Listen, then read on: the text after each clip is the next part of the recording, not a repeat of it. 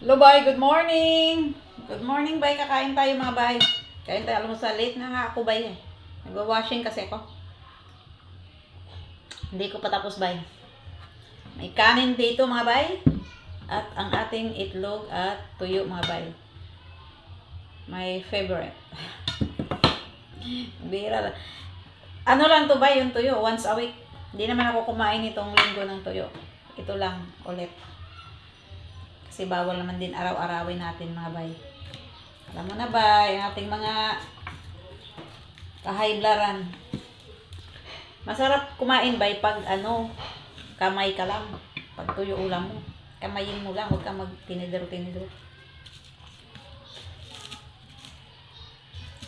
Sarap tong tuyo na to, bay. Galing pa to sa bay. Galing sa Iloilo, mga bay. Bigay ng kumari kong si Maring Inday. Thank you, Maring Inday. Thank you sa tuyo. Sarap. Lagyan natin ng itlog na Ayan.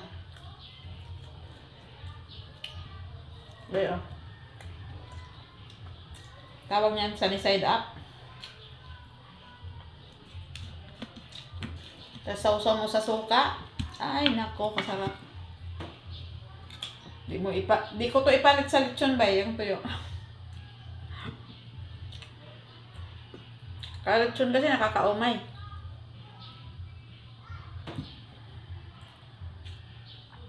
Lechon tuyo to, bay, mga bay. Lechon tuyo.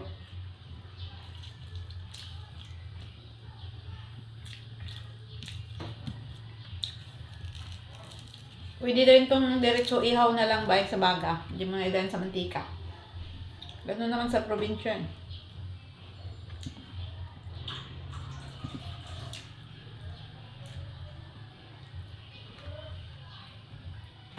Kain mo na tayo, bay. Hindi kaya ng power.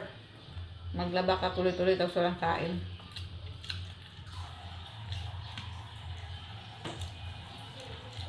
Yung anak ko, mga bay, nag-offer. Siya na daw bibili ng ulam, yung anak ko lalaki. Bibili daw siya ng ulam, siya na daw bibili. Kasi nag-ano siya, bay, may extra siya, bay, may pera siya. Nag-aaral pa naman siya, bay, pero may extra siya income. Pag walang pasok sa school, pumapasok siya doon. Sumasama doon sa namin. Dito, taga dito, yung kaibigan niya. Shout out kay Utap. Salamat. Sinama mo si Warren. At least may pera siya. Ba? Hindi na yung hingi ng hingi sa akin. Pag nanghingi ba, makaka-high blood, hingi ng hingi. Maya-maya, hingi. Hindi, may pera siya.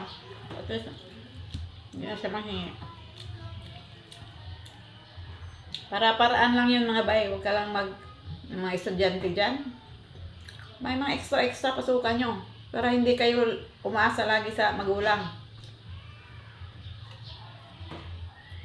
Lahat hingiin nyo sa magulang. Kaya, para-paraan lang yan. Huwag kayong magtinamad. Kaupo-upo lang dyan. Buti na lang yung si Warren, may nag-alok din ng trabaho. Kaya nagkapera-pera na siya. Kung walang pasok, kasi hindi naman diretso araw-araw pasok nila. 3 times lang yata a week. Tapos the rest online na. Yun, nag-extra siya. Bili daw siya ng ulam, siya daw bibili ng lechon manok. Bili din ako ng isda ba yung tulingan na isda? Sarap yun paksiw ba? Mamaya paksiw ko. Yung paksiw na talagang malambot na. Yung tulad sa probinsya na parang naging sardinas na siya na sobrang lambot. Yan, sarap yun eh. Miss ko yun. Paparami ka ng kain.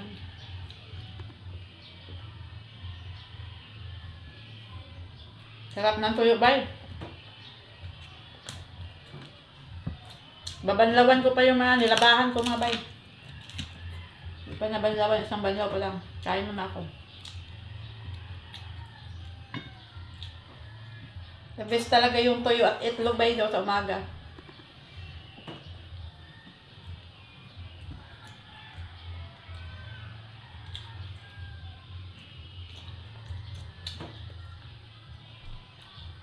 Kumain na ba kayo dyan, bay? Kulang yata yung nalit sa almusal.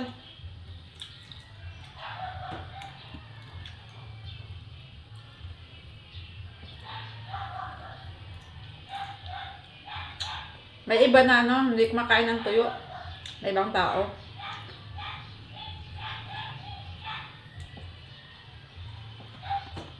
Ayaw nila dun sa tuyo.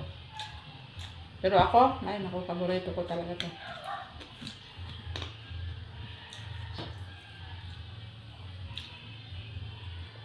Sarap ulam sa umaga, paborito. Lalo pag may talbos ng kamote sa salad. Sarap ipares yun. Talbos ng kamote at saka yung alugbate. Dati kasi hindi ko alam na ang alugbate pwede rin parang isalad. Natutunan ko lang sa asawa ko. Na pwede palang isalad ang parang kamote din sa salad mo. Sarap rin pala.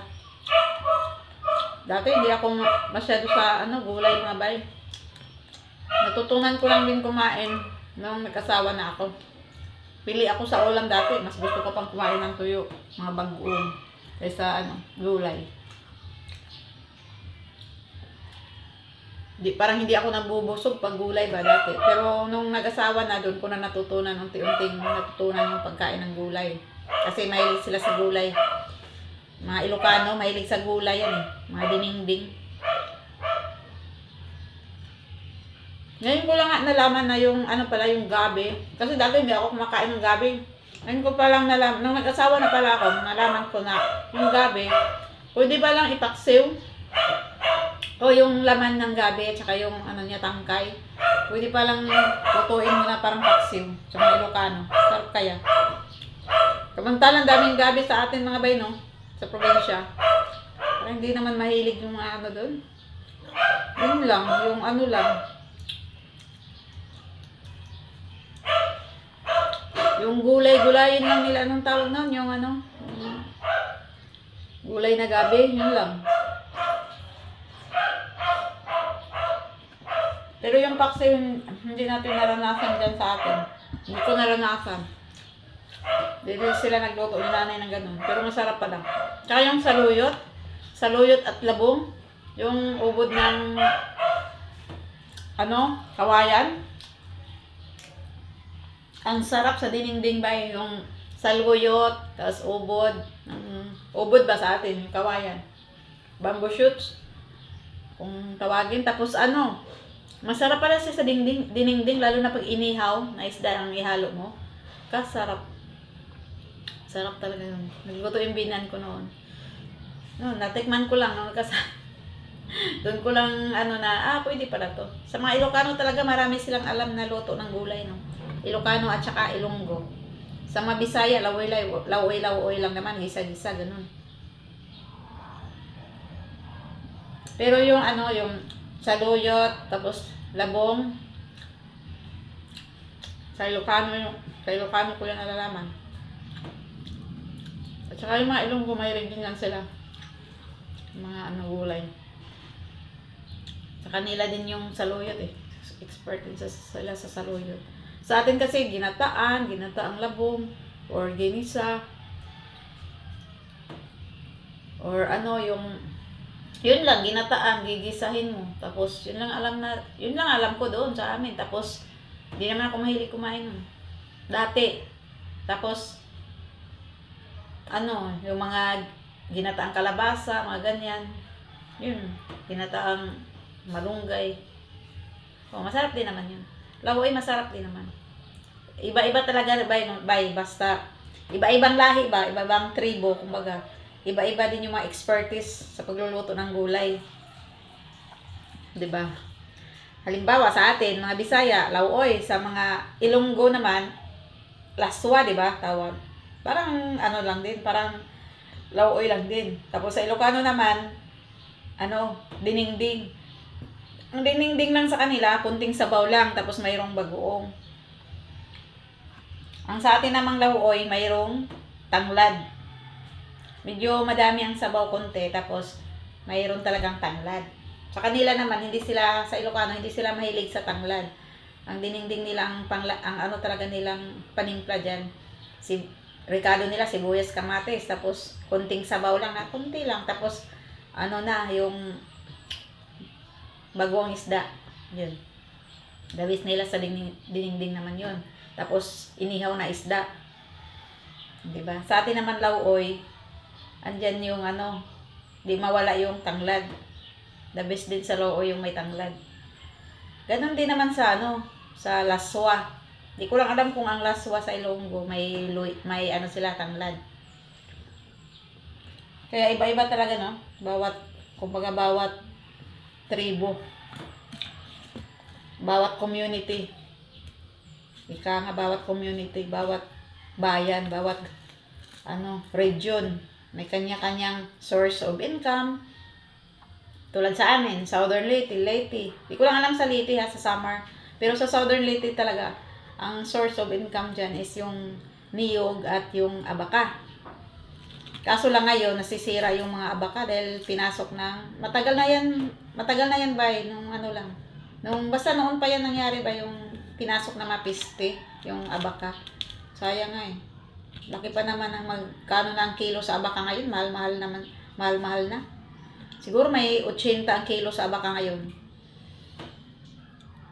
Ang galing, no? Pag may malawak ka na abakahan, talagang tiba-tiba ka ba. Kaso lang yun nga, pinasok ng piste, kaya karamihan ng mga abakahan nasisira.